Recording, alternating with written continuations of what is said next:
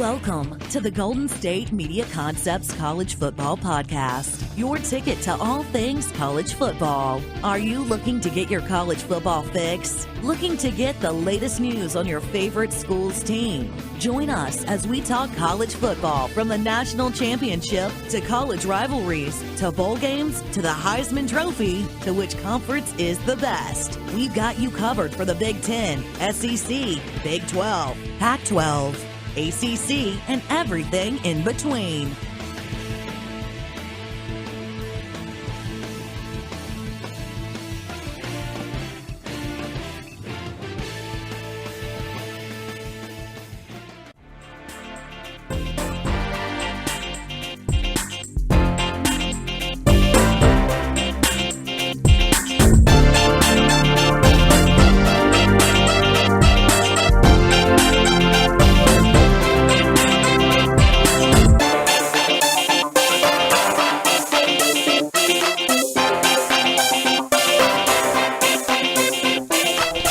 What is up? Welcome into the GSMC Football Podcast.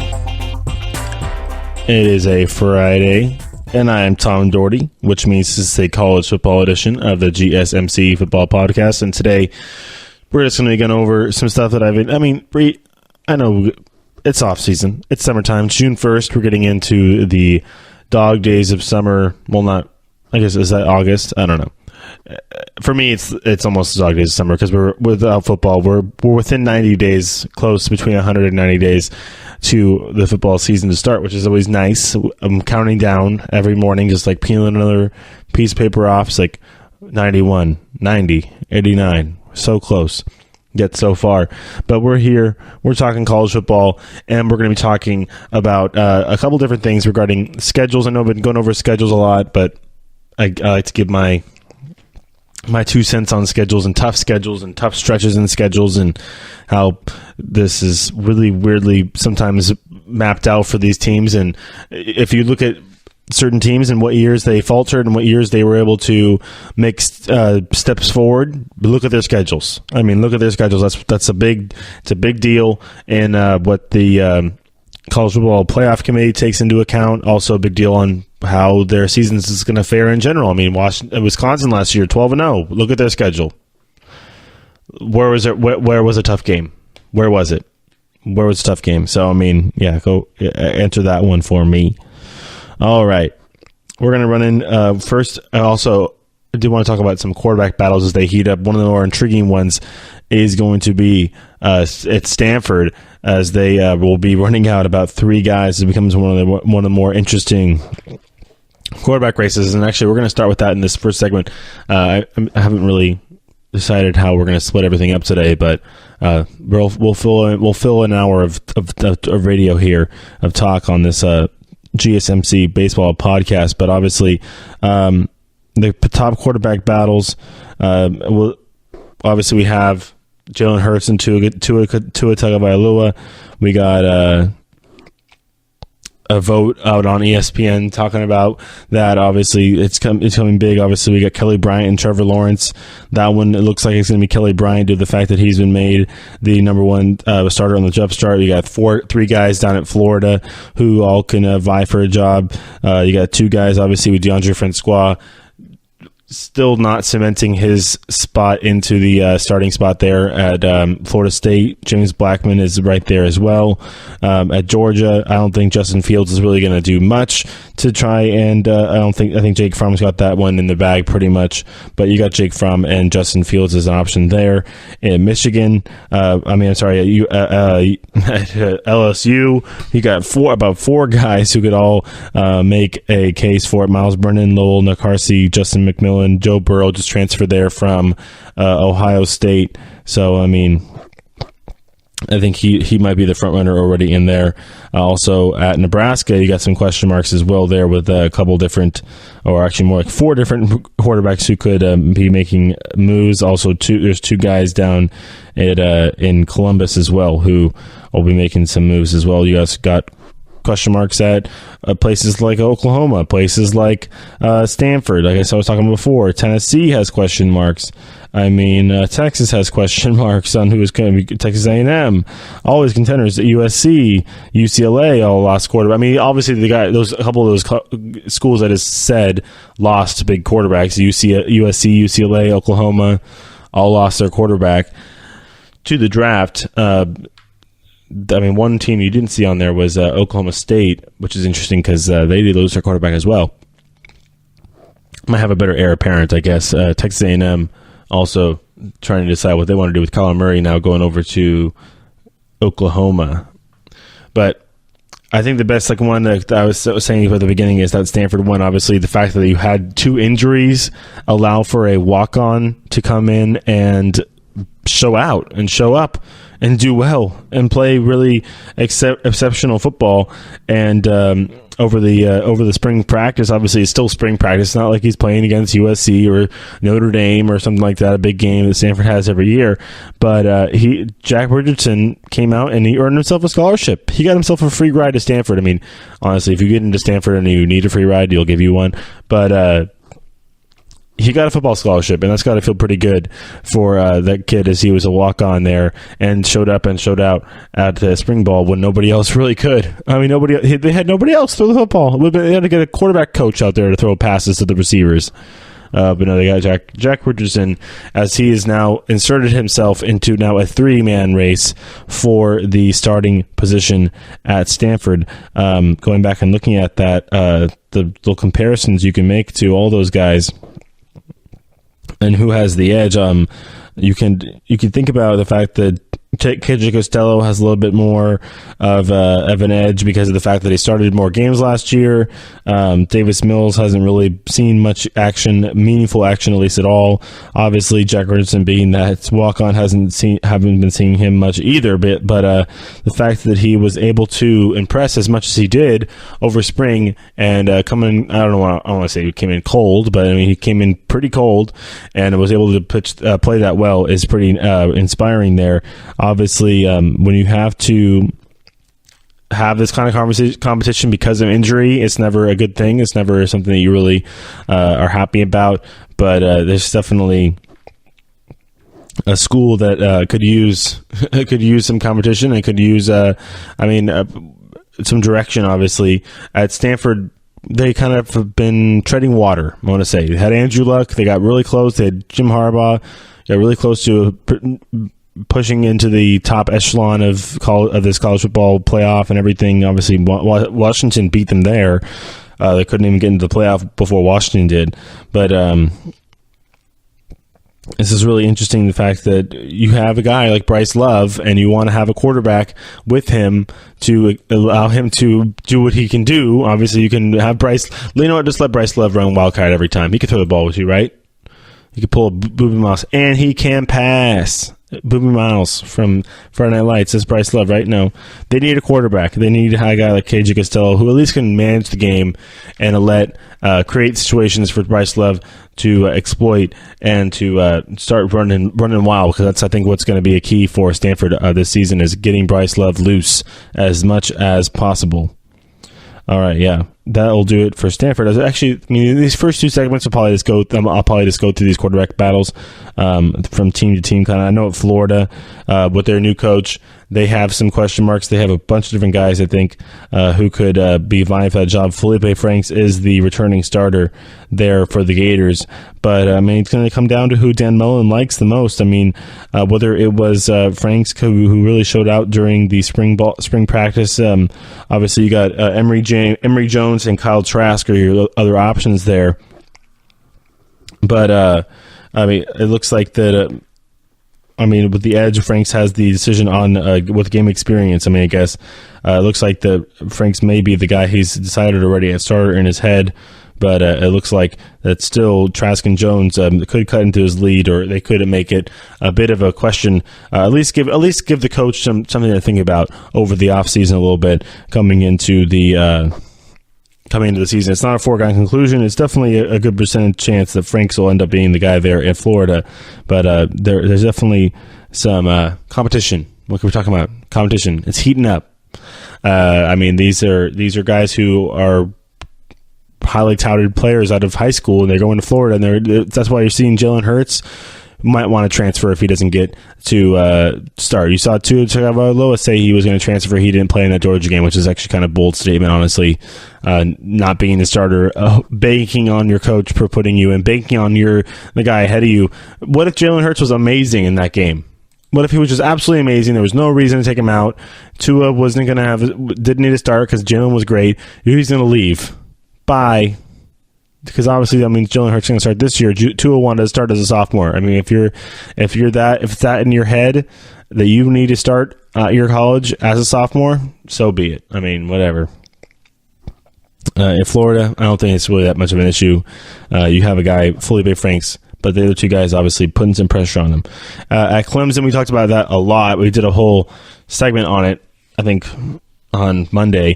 I talked about Trevor Lawrence and Kelly Bryant, the fact that Dabo Swinney has decided to make Kelly Bryant the number one guy on the depth chart. This is June 1st, obviously. That depth charts isn't the starting lineup on September 2nd when they have their first game. By all means, I mean it's not a done deal. It's definitely trending in the right direction for Kelly Bryant, but I think that there's still more tests to be passed when it comes to him. I think it's going to be a training camp come in this beginning of this end of the summer with August and end of July training camp.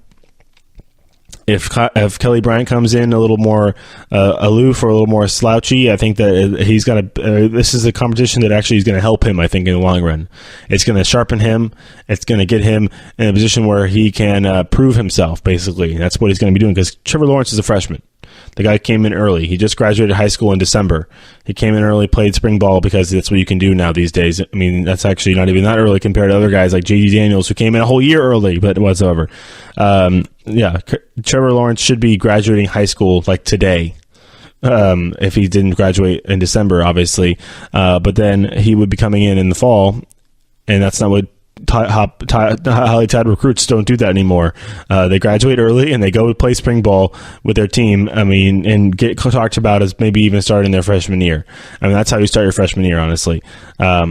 I saw Jake Browning do it at Folsom High School, left in December, went to Washington, played spring ball. Coach Peterson loved him, and he was starting soon after that. So I would not be surprised if Kelly Bryant, maybe if he falters a little bit during this training camp or maybe even during the first few weeks of the season, you're going to see Trevor Lawrence in there. But as far as week one, I definitely would put my money on Kelly Bryant being that starter as of now.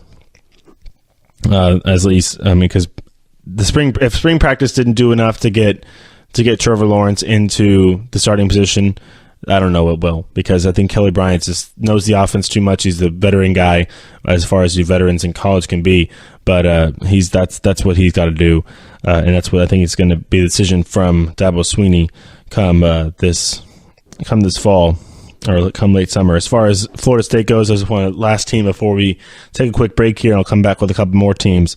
Florida State with Blackman and Francois. I think John Francois, honestly, if he can get everything figured out, he's if he gets healthy, obviously, if he gets everything figured out legally as well, but he's healthy and legally able to play, then he's going to be out there because he's just the more, like I said, veteran, more experienced guy. Yes, Blackman did have the ball, have more of the snaps last year, but I think that Willie Taggart has been waiting for DeAndre Francois to take leadership and ownership of this team and just kind of just laying out there on a silver platter. I don't know how long he's going to lay it out there for, but it's there. And it says, as far as it goes, that's because he hasn't really gone and grabbed it. No, there's nobody with an edge. Obviously, Francois wants to see when he returns for the fall practice, when he's fully healthy and can really make a decision then. So I guess you also want to give the guy a chance to actually get onto the field. I mean, he is continuing to rehab. Obviously, he had that injury back in 2017 at the beginning of the season last year. So, I mean, those things can take quite a while, and he'll probably be ready by the time fall practice does start. Then he'll be given the chance. Well, they'll give Willie Taggart the chance to evaluate him and Blackman side by side and make the decision. All right, that'll wrap it up for this first segment as we'll come back and do some more quarterback battle talk as we have some more schools to talk about. Georgia, I don't think there's really a battle there, though. LSU, there is. Nebraska, there is. Ohio State, there definitely is. Oklahoma, there is. We talked about Stanford. Tennessee, there is. I mean, there's Texas, there is. So a bunch of different places we can go as we're going to bounce around the map today before we go through and look at some tough schedules as well. Teams that may not have gotten the best straw out of the jar this season. All right, we'll be back in just a moment.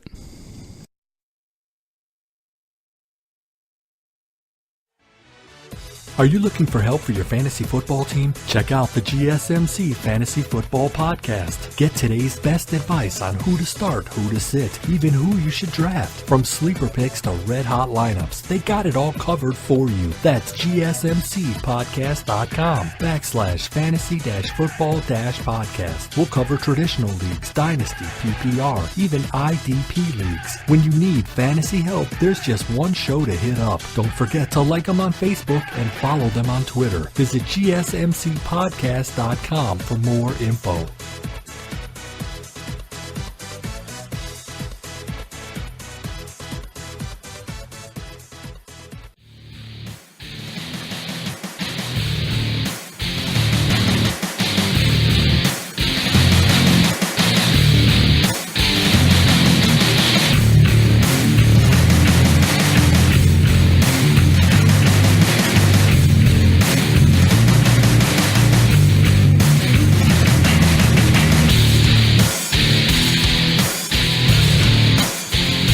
Ooh, welcome back to GSMC Football Podcast, the college football edition.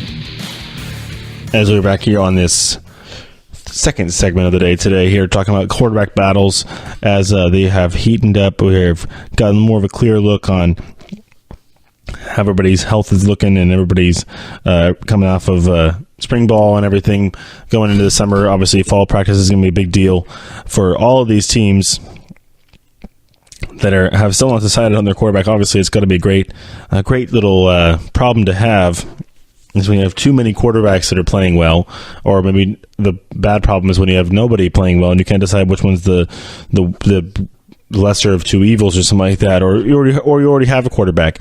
We're going to lead off this segment with Alabama. Obviously, we talked a lot about Alabama on the show and how Jalen Hurts and Tua Tagovailoa are still battling, quote-unquote battling, for this job, even though I think Tua won the battle back when he had to take over for Jalen Hurts in the national championship game, and he won the game.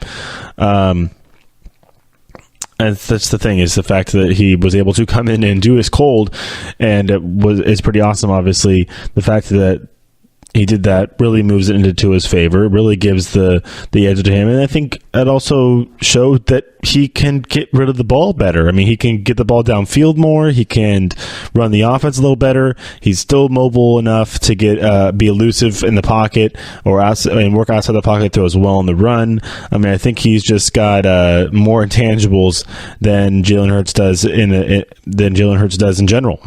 That's flat out it. Blah blah. Nothing really else to say there. But there's always going to be question marks because Jalen's the guy who is there already. He's the veteran, quote unquote. He's the in-play starter, and there's the guy who's trying to upend him out of his position that he's had. So, I mean, it's just interesting to see how Nick Saban goes through the progression of making a decision, how they communicate to the media, how we've already seen Jalen Hurts and his dad come out saying that he's going to be transferring if he doesn't get the starting job. We've already had Nick Saban come out and say that he agrees with that technically, or he sees where they're coming from as far as like, yeah, your son probably can play somewhere else if he doesn't play here. Why don't you leave? Like, why wouldn't you go? So, I mean, I just think Tua is the better option for the Crimson Tide in general. I think he is just a better prototypical passer, has a better arm, like I said, more accurate, and came in and did what they needed him to do in the biggest game of the year. We talked about Georgia. I don't know. Georgia, there is a competition. I guess there's a really good you could look at Justin Fields and get really enamored by the talent, and I think that's why this is even a competition. Jake Fromm started as a freshman and got his team through the first round of the CFP playoff and lost. Well, he didn't even lose the game. He actually won that game. He had the game won until the defense lost it. Basically, I'm going to say the defense did because they blew the coverage. The defense won it and lost it. That game was so crazy back in January. But Jake Fromm, I guess he's the starter, and he's not going to not be the starter pretty much anytime soon. You want to throw Justin Fields in there because he's really talented and has a lot of athleticism and everything. But the guy threw 24 touchdowns and 7 interceptions and had the national championship game in the bag last year, pretty much. He would have been a freshman to win the national championship game. Would have been crazy. So, I mean, I think the fact that we're even talking about this is kind of weird, but I mean, just also it's a testament to the talent that Justin Fields has. I think the fact that we're talking about it and the fact that there even is a question mark there, if it's a small, teeny little question mark. I just think that Fields, either he came in at the wrong time, he's got to transfer, because, I mean, unless he's a freshman, he's not going to really get much chances unless Jake Fromm leaves early or something, because Jake Fromm's going to be there for quite some time with Georgia and with Coach Kirby Smart. Down at LSU, that's Ed Orgeron's territory down there. He's going to make a decision. He's got about 4 guys' decision to make. He had 3 guys to spring ball, which is enough already, I think. And then you get Joe Burrow coming down to transfer because he can't get a starting job at Ohio State, and he is the most experienced person. I think immediately becomes in as the favorite to win that job come fall practice. He's the favorite. He's not a shoot. I wouldn't call him just a drop in the bucket kind of, he's going to win. But I think that Ed Orgeron, it was definitely a question mark for him, as he immediately, when asked, did not concede to giving. I mean, he's like, no, we're not going to give the kid the job right now. He's been here for 2 seconds, and we want to give the guy who's been here for a while they're a chance at actually doing something good, and getting a chance to start. So, I mean, it's going to be Miles Brennan, Lowell Narcisi, and Justin McMillan that are going to be the other guys. I mean, I guess the fact that you get a guy like Burrow, who's from Ohio State, has been in the system for a little bit, it doesn't become an instant start. Is he that difference? Is it going to make that much of a difference where you have to start him immediately? But I mean, that's the thing with football. There's different schools of thought when it comes to starting quarterbacks. If you eventually have him as your starter in your head, like if you think in your head, okay, he's going to start at this point, you might as well just put him in now. People think that because you don't want to give him mixed messages. You don't want to be like, you don't want to pump the brakes and then let him go late and then he falters that way. You want to put your full support behind one guy as early as you possibly can, and obviously this is very early. This is very, very early. We have seen Dabo Swinney put more of his support behind Tilly Bryant lately. I don't think a decision actually has been clearly made. Just more of a support with the depth chart position, but I don't think decisions actually has specifically been made. Virtually, but not literally. Down at LSU, so you could say kind of the same thing. Joe Burrow just being that talent, being that experienced, being that guy who was recruited as a top guy already, and has been waiting and ready for his chance to start. That could be a deal maker, a deal maker for Ed Orgeron when it comes to who he's got to pick, because he's like, this guy's ultra talented, but he fell in our lap. He's here. We scooped him up for a reason, and I'm not going to just pump the brakes here and let the other guy even start. Or we're going to put this guy in the front, and we're going to give him the confidence that he needs to make our team good, because they play, obviously, the Big Ten's tough, especially the Big Ten East. I mean, we're going to go look at some schedules here in the next few minutes after this segment. But the SEC's tough too. The SEC's, if not tougher. We'll look at LSU's schedule as well. But I mean, as I do actually want to peek at it. I mean, Joe Burrow, who, if he does come in right away, he's going to have to face. Here, I want to look at LSU as we look at LSU's schedule for this season. I mean, yeah, they open up with Miami at that game at AT&T Stadium. They play at Auburn to start off LSU. I mean, start off their SEC schedule. They do play Louisiana Tech in the middle of their next game. That's the purple game against Louisiana Tech. But they do play Ole Miss at home, Florida on the road. They go to Florida. They do play Georgia at home, Alabama also at home. But still tough games even if they're home or the road. Doesn't matter. Alabama and Georgia are very capable of going into your building and beating you. That does not just mean anything. They do play Texas A&M on the road. So their tough road games are Auburn and Florida, and then the Texas A&M game is ended. So they have tough home games, tough road games. That's SEC football right there. You're lucky enough to get Georgia and Alabama on the road at home, but you still got to play them. Then you got to play Auburn, Florida on the road, A&M on the road to finish off the season. So I think that if you look at that schedule, you're like, yeah, I think the more veteran guy who has been actually pronounced in this league could be the right call here. And I think that if they're going to decide that at LSU, they got to make a decision as soon as possible, because that will give Burrow, especially a guy who's coming in from a different school, transfer like that, new scenery. The quicker you put your strength behind him, it might not make the rest of the team happy, but it gives them the time to get used to it, or at least to give Joe Burrow the time to win their trust and win their kindness, because obviously you've been playing spring football, especially receivers and offensive linemen. You've been playing with these three quarterbacks the whole time, and you have some guy come in who's like, oh, yep, I'm the starter now. Thanks, guys. Like, hopefully he's not arrogant about it, and you got to be like very gracious and like, okay, I'm coming into your team. I'd really appreciate this opportunity. I know I'm new here, got to start fresh. I mean, you go through and meet everybody. Like, we're going to be a team here. I'm going to be helping you guys win. Like, I'm going to help all of us. Like, we're going to helping me, helping you, helping everybody. So I think that's the way they got to do it at LSU. All right, down at over in Nebraska, the new coach there, obviously Scott Frost, has got to make a decision. He's also got 4 guys to make a decision from Tristan Gebbia, Adrian Martinez, Andrew Bunch, and Noah Vedral are all guys that could take the job. Obviously, right now it looks like that Adrian Martinez long term could be the guy to take the reins here when it comes to being the starter. Whether long term, he is the true freshman. It could be the first true freshman starter at Nebraska since 1992. But it does fit when it comes to the Frost system. I mean, he's better fit for them compared to the other guys. Obviously, when it comes to the redshirt freshman, Gebbia, which is the other, basically it's going to come down to that they say it's pretty much a 2-man race now, as Martinez and Gebbia have been deemed the top 2 guys. Gebbia is that redshirt freshman, so he's got one more year of a little bit. I mean, he didn't play, but he's got one more year of actually being on campus than Martinez. Martinez, because like I said, it could be that first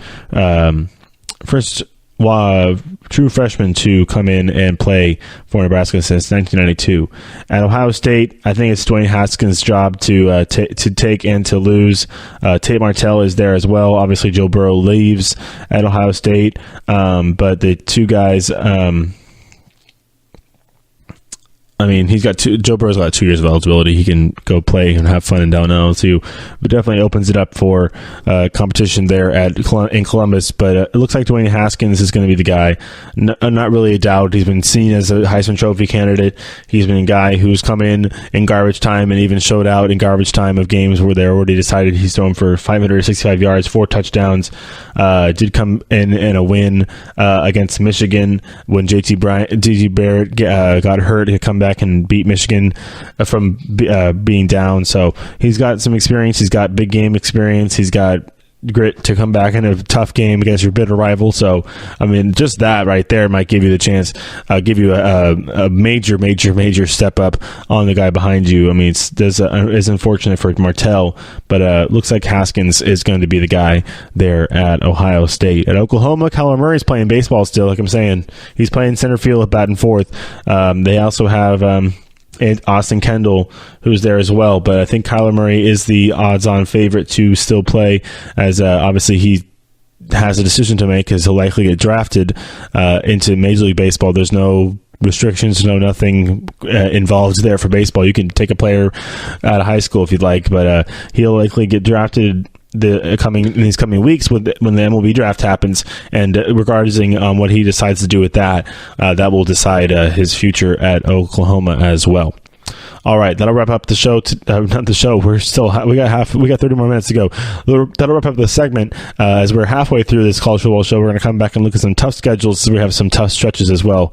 Those 3-game stretches can be pretty treacherous in college football. So we'll go look at those for some teams on the highlight, and then we'll come back in the last segment and bounce around. Maybe even come back to this. Some of these schools I've got to talk about when it comes to these these colleges that I have not decided on a starter. Did I hit everybody? I'm almost everybody. I think I did Stanford. I may have hit everybody. All right, we'll figure something to do in the fourth segment, and but before that, we're going to do the tough schedules. It only lasts 2 segments too, so we'll do it when we come back. Stay tuned.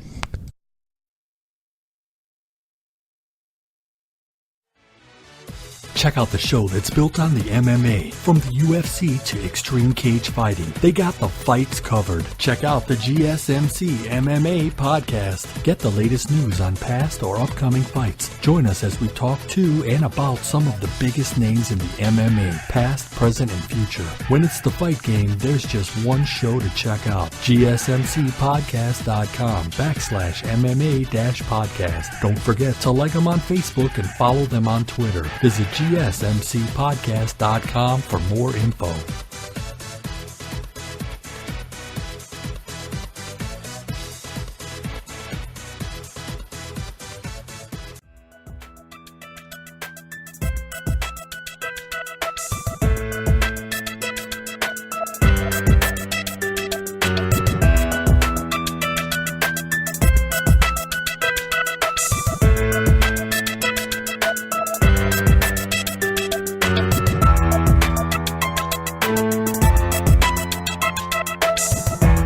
All right, welcome back to GSMC Football Podcast, the college football edition.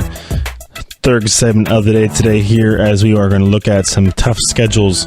I've done my own rants on tough schedules and everything, with the fact that like Nebraska and Wisconsin, I think I've done that a bunch. I did just look at the LSU. The fact that they have a tough little stretch as well. We're going to look at some tough 3-game stretches as well right now in this segment, as there's a few schools that have a tough sledding for them in 3 consecutive weeks. First, number 1, Oregon State. Their football team has not. Their team has not been quite a bright spot. They don't really get talked about that much unless they have tough schedules. So they're going to have November 10th at Stanford, 17th at Washington, and 23rd at Oregon. And it's not going to be a fun stretch right there for the Beavers. As last year 1-11, they got a new coach. Jonathan Smith has come in. He's got his head. Doesn't really look like the program really wants to. It doesn't really help the program. It's still looking to build depth. Obviously, he's still looking to get more recruits in there, make it more attractive to come and play there.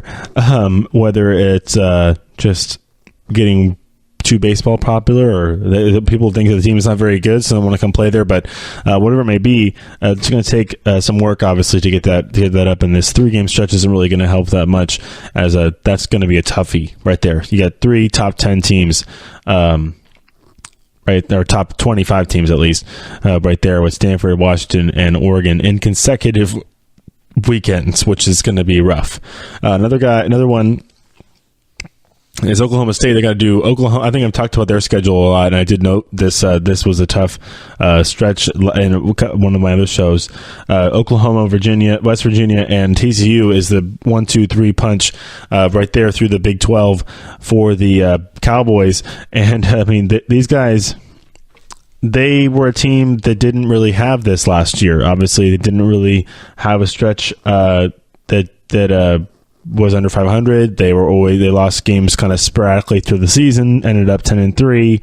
Obviously, no Mason Rudolph this year is going to make it a little bit more challenging.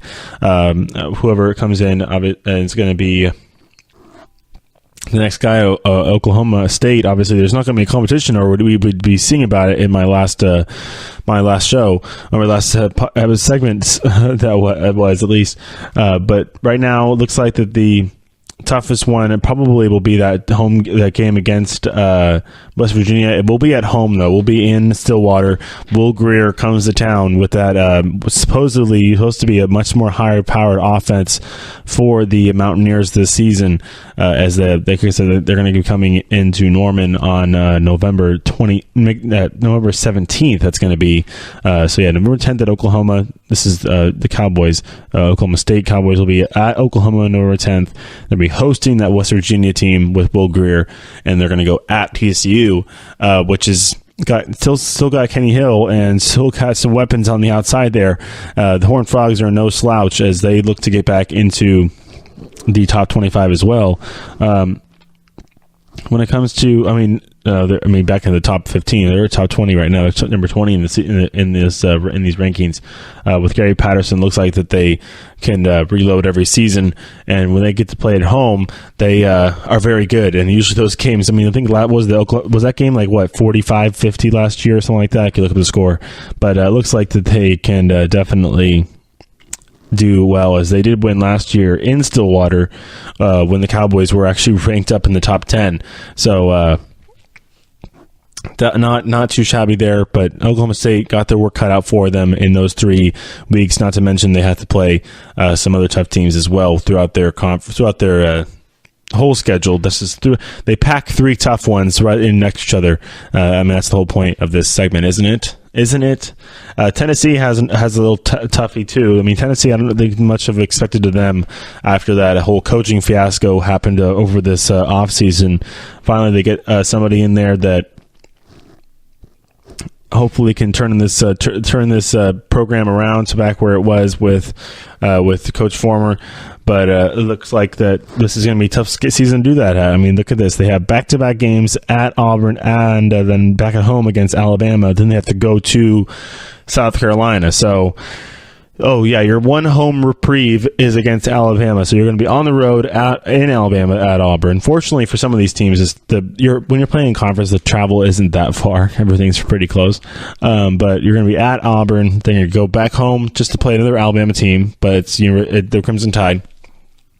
And then you go over to Columbia to play the Gamecocks and Will Muschamp. Obviously, Will Muschamp, this could be one of his best teams in South Carolina. He's got everything kind of figured out there. The defense is clicking. He's got some good weapons on the outside there on his offense, so he could start reeling off some wins. And Tennessee could be one of them, as it's going to be a tasty little home game for the Gamecocks there. Rutgers, honestly, I think they just need to change divisions.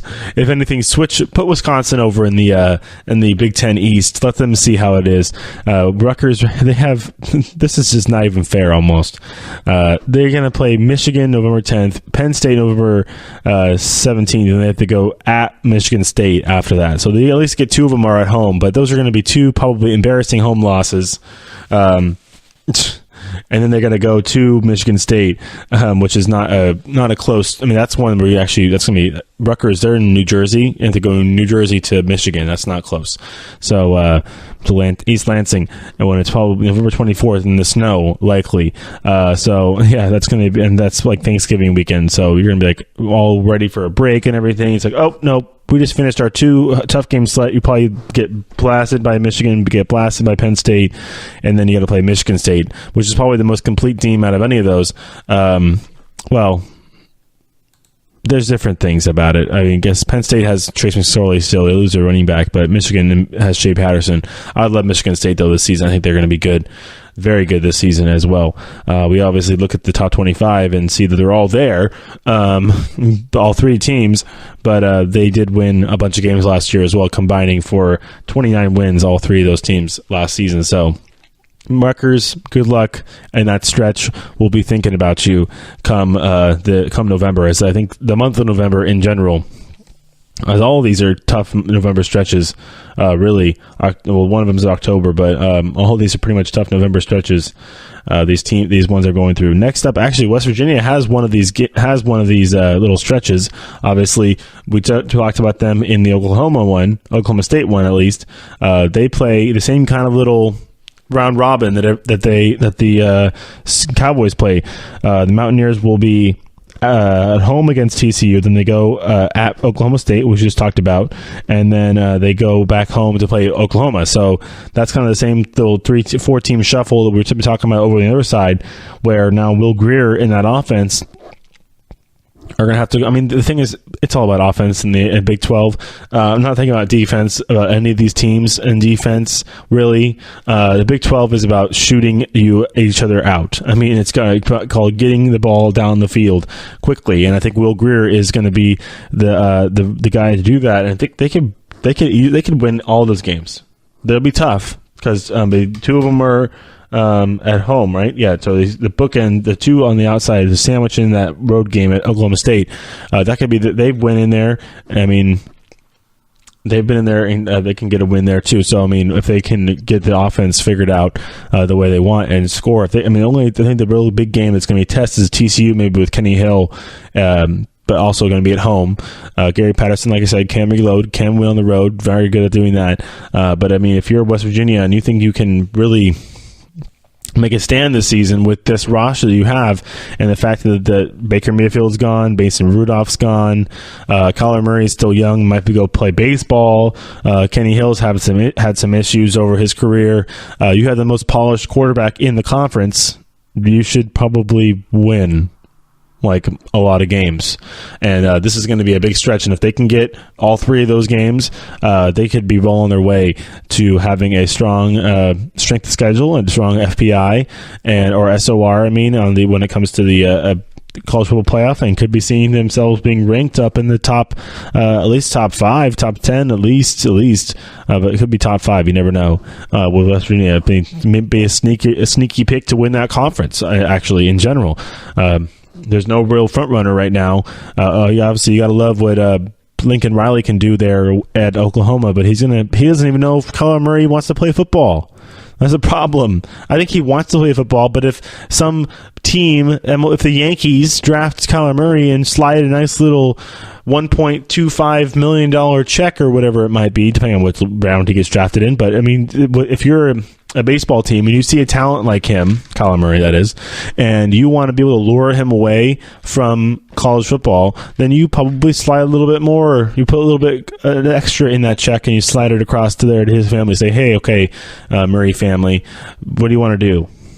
Obviously, I think if he plays college football, he'll probably be just fine. He'll go to the NFL and have a career.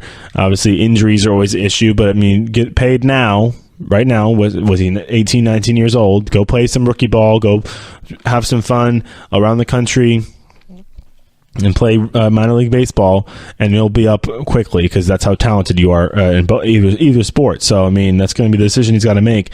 Lincoln Riley doesn't know that what's going to be going on. Obviously, he's fortunately fortunately going to have a little backup plan when it comes to that. I think at Oklahoma they have another guy there as well to think about it. His name is Austin Kendall. So I mean, if Murray decides to go so the thing is, Murray might go in that first 3 rounds. So you definitely could see a nice fat check and slid across here. Look at that. Play baseball for us. Like, you're that good. So don't go get a concussion. I mean, you can get hurt in baseball. Don't go tear up your knee in football or whatever. Go and play baseball. Go play center field for us and make a lot more money. And guess what? It's all guaranteed. All this money, if you ever get a contract in Major League Baseball, is all guaranteed. It's only football where they could just cut you and lose you only get half the contract guaranteed. So I mean, that's the decision he's got to make. Austin Kendall is there just in case, I think. So, I mean, if you want to have a vote, I think Kyler Murray has the edge on the popular vote, but I mean, you never know. The money can be a big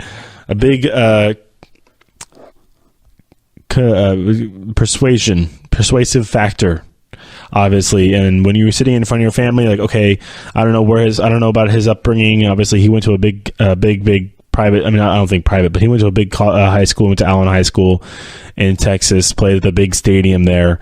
But I don't know what his family's situation is. I don't know if they need him to get paid as soon as possible. I don't know what their situation is. So if, like I said, if he gets drafted in the second round and gets a big payday, a second round payday, bonus check or signing bonus, then you could see him easily going into baseball instead of playing at college where you don't get paid crap. I mean, we've already gone over that. I've done my whole spiel on how this is a joke, but yeah. So it looks like that. It looks Murray, if he stays with the Sooners, doesn't pick baseball, he'll likely be the starter. Obviously, if he goes, then it's going to be Austin Kendall, and they'll have to deal with that tough stretch as well. So they probably have one as well, because I mean that then you got to play all of those top 3 Big 12 teams: Oklahoma State, TCU, Oklahoma. Well, I mean, then in West Virginia sitting over there as well. Top 4 Big 12 teams all play each other, and they're all tough. So we're actually going to come back. I'll do a little bit more talk on these tough stretches as well. Also, there's been reports out on what really happened. We talked about it on a couple shows ago. What really happened with Jake Fromm and his fishing lure. So we'll do that when we come back. Stay tuned.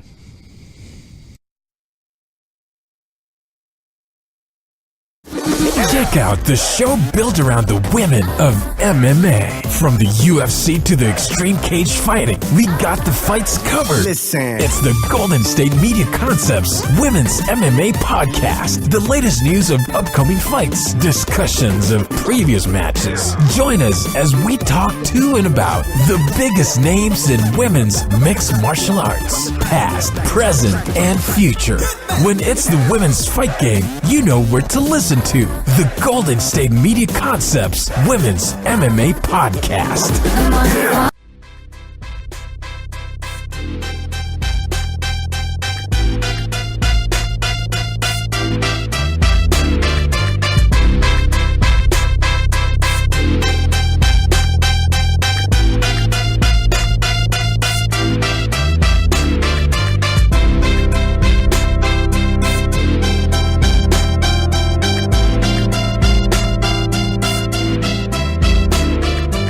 All right, welcome back. Final segment of the day, final segment of the week for me, as it is a Friday. I do 2 shows on Fridays. I do baseball and college football. So if you are like me and you like football and you like baseball, go listen to this GSMC Baseball Podcast. Recorded one just before this show. It is actually baseball season, so I have games to talk about as well. Obviously, we'll be talking about lots of games come the fall. As every week will be a big week for this show, especially because there's just so many darn college teams. There's so many good ones out there as well. So let's jump right back into what we were talking about earlier. I do want to touch on there's been reports out more about the story with Jake Fromm and his fishing accident. I know they have with Georgia has a bass fishing team, and Jake Fromm, of course, is on it. But when they were out there, basically it was a fish, and there's the picture of Jake Fromm with the fish. But obviously, what happened was looks like it was one of his teammates got one of his lures stuck on Fromm's leg instead of a fish. So it looks like obviously they weren't really able to see it, but Fromm looked all right as the lure. It's kind of like one of those tri-hooked lures where it all splits out, and he got one of the ends stuck in his leg there pretty good, but it'll heal up. Just a flesh wound there for Jake Fromm.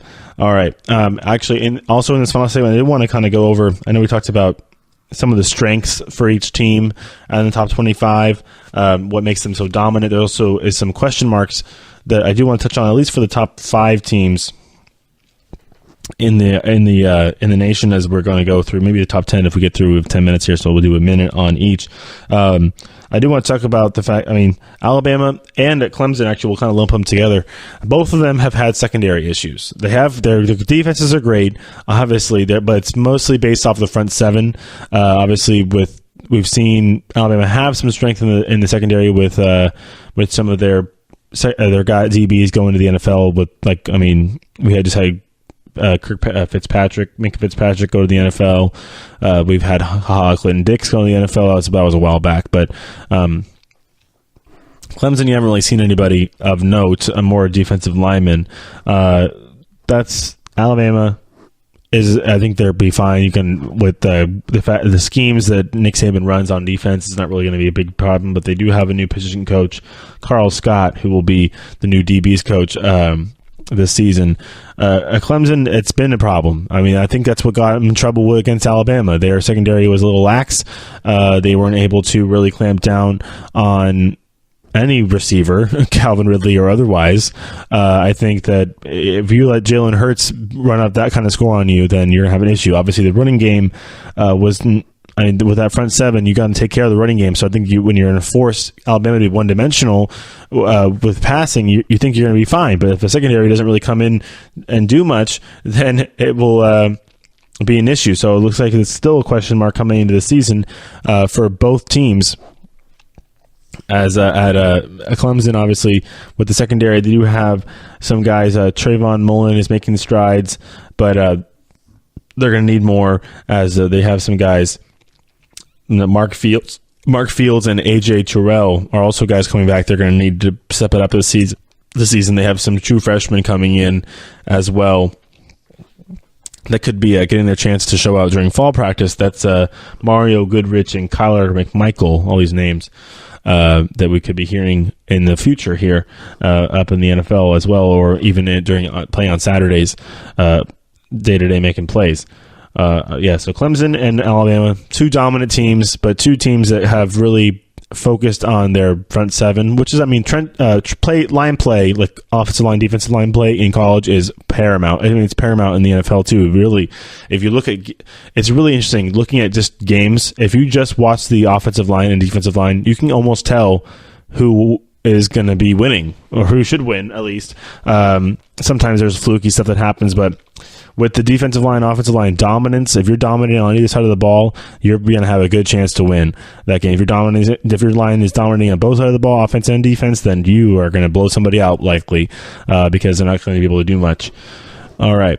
At Ohio State, linebackers are obviously they've had a good little crop of linebackers come out of there with at least pass rushing linebackers like Joey Bosa and his brother, but it looks like they're going to be having a little bit of a question mark there coming up this season due to some injuries. Tuff Borland did have an Achilles injury during practice. He was a guy who had 58 tackles last year, so he was the only returning starter this season, though. So, it was kind of a question mark due to the fact that he got hurt. So, an Achilles injury is not one to be taken lightly. They have both Jerome Baker and Chris Worley both go to the NFL. So it looks like that they're going to have to get some young players, Baron Browning and Dante Booker, involved and healthy in order to keep that going. But so it's seriously a question mark due to the health issues there for Ohio State. Also, a question at linebacker is Georgia. Georgia has a question there as well because of the fact that they lose Roquan Smith to the Bears. He's going to be going, as obviously replacing him is not going to be a small task. Is going to be a number one priority for them and something that probably will take a little bit of time because of the fact that Roquan Smith was a very, very, very, very good player and very good at Georgia, which is a tackling machine. It looks like they also have lost a couple different guys. Lorenzo Carter and Davin Bellamy have both gone, and they'll have to replace them as well. So a little bit of looseness in the middle of the defense there in Athens, as they're going to have to figure out their coach them up and get them ready. Obviously, they have plenty of time to do that down there in Georgia. Oklahoma, it's not really the whole secondary. It's the safety position down there. It has question marks. They do have a big incoming freshman, Brendan Radley Hiles, who was had a nice little spring and can make some differences there at safety. I know Oklahoma, they have in the Big 12 is going to be basically whoever can make the big play at the end of the game, whether it's defense or offense. I mean, if you can have a really good safety back there, especially with some of the big quarterbacks we're going to be seeing, it would be very helpful, as that's definitely a conference that you see the vertical passing game quite a bit over there in the Big 12. All right. At quarterback, I mean, obviously Washington, they got some question marks on wide receiver. Wisconsin, secondary issues. I mean, I want to go back and talk a little bit more about the stuff that's with these tough schedules. Michigan's got to get their offensive line figured out. Michigan State, the pass rush, offensive line at Miami. So, I mean, some basic stuff here for a lot of these teams are going to have some holes. Maybe an open season right now. In college football, because some of these big teams even have question marks. Obviously, we had a big draft that just happened, and a bunch of teams, a pretty widespread draft where not just one team was gutted, but a lot were, because there was a lot of talent all over college football. The first SEC team to pop, actually no, test season in the SEC. The second SEC team to pop up on this list for tough schedules is Arkansas. They got to play Auburn. That's tough. They got to go at Auburn. Fortunately, the next two are at home, but they're going to be home against A&M and Alabama. That's the SEC. It's not very fair, honestly. It's the SEC is so tough. Obviously, you're not going to play every single team every year, but you're going to play most of them, and they're mostly hard. So when you're going to play Auburn, A&M, and Alabama in consecutive weeks, you are just going to be absolutely pulling your hair out, because you got a first-year coach. Chad Morris is in there in his first year. That's got to just be shaking your head. What are we going to do? Obviously, you're just coming back. You're going to come back home. Play. Fortunately, the last two games are at home. You don't worry about any travel, but I don't really see him winning any of those games. I just don't. I mean, the fact, you think you might have a chance to upset one of them, but they're, because of the proximity and how tired your guys are going to be, or how beat up they're going to be from the first game. Alabama was a really fast offense. The defense is probably going to be gassed after that game. A&M, they might get a little reprieve due to the fact their offense isn't really quite, we'll see how it is. But, I mean, it's expected to be as dynamic as you will see from Auburn or from Alabama, because, I mean, Auburn has a quarterback returning. Alabama has both of their quarterbacks are returning. One might leave if the other one gets picked. We know, we talked about that a million times. But that's going to be tough. Real tough, obviously, right in between there. A&M, they've won six in a row against Arkansas, and that's right in between the two games that are almost unwinnable for the Razorbacks. Boston College is a tough stretch. They got to play at home against Miami, and they go at Virginia Tech versus Clemson. Ooh, that's a tough one. So they have a road home, but they finish it off with Clemson at home. That's going to be a tough stretch to get a win. Maybe they can get with the one game where they may have a chance is Virginia Tech, and they got to go play at Virginia Tech, and that's not going to be easy whatsoever. Cal also has a tough little stretch. So does SC, as that with two Pac-12 teams. Cal's got to play at home against Washington, then at Washington State, then at USC. So the back-to-back road games, that's never easy right there, regardless of who you're playing. But you're going to play up in the Pacific Northwest and come back down in Southern California along the entire western seaboard there of our country. And Washington State is not the funnest place to travel to, because it's out there in Pullman and it's in the middle of nowhere. So versus going to like nice Seattle and staying in a nicer hotel, or at least playing it at not that Washington State's a beautiful campus. Don't get me wrong, but playing there versus playing in Seattle is a little difference. You can tell me that, but also they're going to be home against Washington anyways. That'll be tough sledding for them against Jake Browning, even at home. All right. And against the other two teams that are kind of both reloading, both lost their quarterbacks this season. Oh, yeah, they're both on the road. Have fun with that. USC's on here as well, as they're going to be September 8th at Stanford. Then they're going to be at Texas, and then versus Washington State at home. So, yeah, that's going to be a tough one. They're going to be JT Daniels in his first year. Obviously, this is going to be the start of the season. This is September. This is the beginning of the year here where we're going. This is the first, I think this is the first 3 weeks. Obviously, they did get 6 wins in the first 7 games last season, but this is going to be a tough one after they're going to play Mike Leach again at Washington State. The loss last year they took was a big one, so it looks like that it's going to be a big 3-game streak as they do have to face UNLV to start the season, but they'll be facing Stanford right there in that second game of the year at Stanford. And then the final team is TCU. We've talked about their ones where they're involved in tough streaks for other teams. Them being one of the tough ones, but they also have their own tough streak.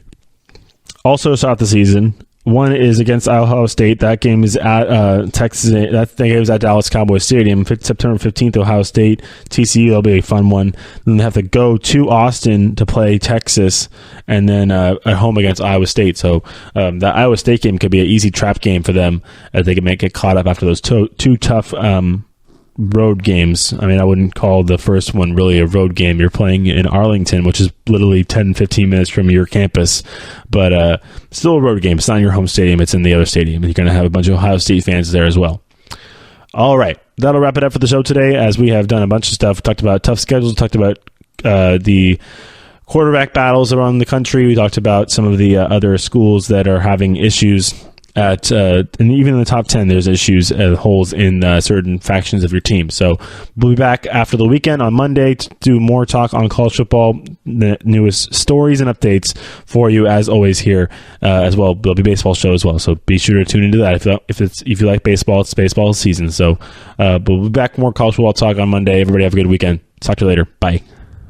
You've been listening to the Golden State Media Concepts Football Podcast, part of the Golden State Media Concepts Podcast Network. You can find this show and others like it at www.gsmcpodcast.com. Download our podcast on iTunes, Stitcher, SoundCloud, and Google Play. Just type in GSMC to find all the shows from the Golden State Media Concepts Podcast Network, from movies to music, from sports to entertainment, and even weird news. You can also follow us on Twitter and on Facebook.